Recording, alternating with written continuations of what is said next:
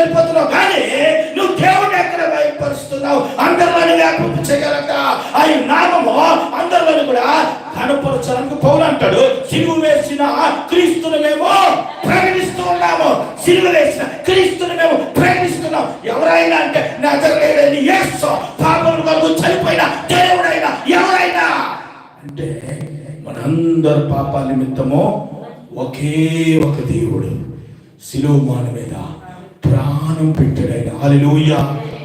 ప్రియులారా, అలాంటి గొప్ప దేవుడు, అలాంటి మంచి దేవుడు కోసం నువ్వు చెప్తున్నావా?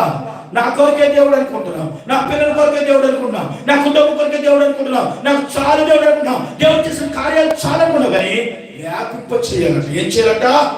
వ్యాపింప చేయాలంటే విస్తరింప చేయాలని దేవుడు మాట్లాడుతూ ఉన్నాడు. విస్తరింప చేయాలి. వ్యాపించడం అంటే దేవుని బిడ్డగా ఒక మొక్కేస్తే అది ఎదిగిన తర్వాత దాని కొమ్మలు విస్తారముగా చక్కగా అందంగా కూర్చుకుని అనేక మందికి నీడనివ్వడానికి అది ఇష్టపడుతుంది. హల్లెలూయా. కనుక అందరి కొరకు ప్రార్థన చేసే భారం నీకుందా? అందరి కొరకు ఇంకా అందరిపై భారం నీకుందా?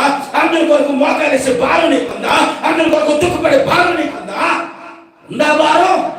వ్యాపింప చేయడం అంటే మొట్టమొదటి ప్రభువా, ఈ రోజు ఈ దినాన్న, ఈ నూతన దినాన్న నువ్వు నాకు ఇచ్చిన ఈ దినంలో నేనేం చేయాలి ప్రభా అని దేవుని అడిగావా? ప్రభా ఈ రోజు నేను ఎలా ముందుకెళ్ళాలి ప్రభుని అడిగావా? నీ కుటుంబము, నీ పిల్లలు ఎంత ఇచ్చినా ఇంకా ఏదో కావాలని ఆశ తప్పించి వ్యాపించాలని లేదు. దేవుని బిడ్డరా, చాలు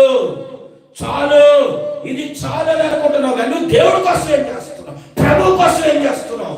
స్వార్థ బుద్ధి కలిగినటువంటి మనుషులు ఈ రోజు ఏం ఆలోచిస్తున్నారంటే, నా స్థితి చాలు, నాకు ఇది చాలు, నాకు సరిపోయింది అనుకుంటున్నావు, కానీ ఆయన సరిపోలేదు. అక్కడ నశించిపోతున్నారు, నరకానికి వెళ్ళిపోతున్నారు, అగ్నిలో పడి చచ్చిపోతున్నారు, చావుకు సిద్ధమైపోతున్నటువంటి వాళ్ళు అనేక మంది దేవుని బిడ్డరా అనేకమైనటువంటి ఇబ్బందులు పడిపోయి చనిపోతున్నటువంటి వారు ఉన్నారే.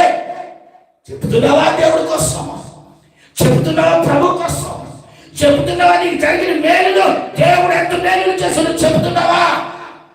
దేవుని బిడ్డరా, మనము ఎంతైతే మన కోసము కాదు, కానీ దేవుడు మన కొరకు ఏం చేశాడో చెప్పాలి.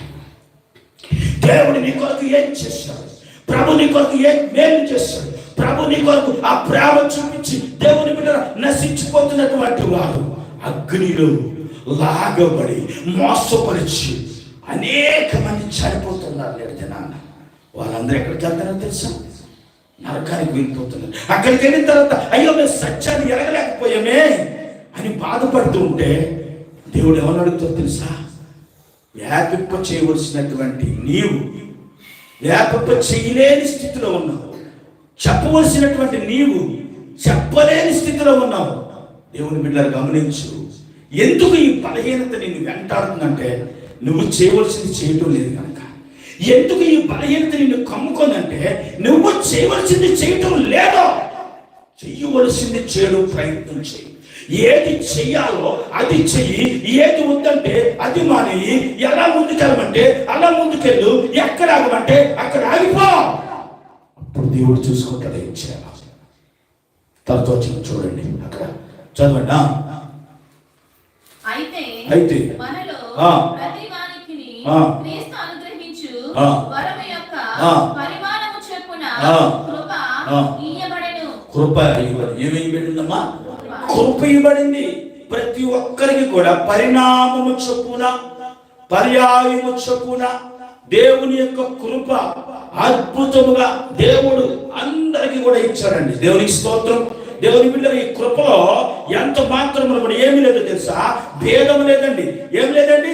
భేదం లేదు. అందరూ మనుషులై ఉన్నారు, అందరూ కూడా పిల్లలై ఉన్నారు, అందరూ కూడా సజీవులు ఉన్నారు, అందరూ కూడా బలంగా ఉన్నారు, అందరూ దేవుళ్ళు ఉన్నారు, అందరూ ముందుకు సాగుతున్నారు. ఆయన కృప అందరికీ కూడా ఇచ్చారు. దేవునికి స్తోత్రం. ఆయన కృప అందరికి కూడా దేవుడు అనుగ్రహించినటువంటి ఆ కృప దేవుని బిడ్డలు ఎలా ఉందట? ఆ కృప ఇస్తే నువ్వేం చేస్తున్నావు? మనుషులు సంతోష పెడుతున్నావా? మనుషులను సంతోష పెట్టేవారుగా ఉండకూడదు. మనుషులను సంతోష పెట్టకో, దేవుణ్ణి సంతోష పెట్టేవారుగా ఉండాలి. హల్లెలూయా. పరిశుద్ధ గ్రంథంలోని ఎఫెసీయులకు రాసిన పత్రిక 6వ అధ్యాయం 6వ వచనం ఒకసారి మనం చదువుదామా?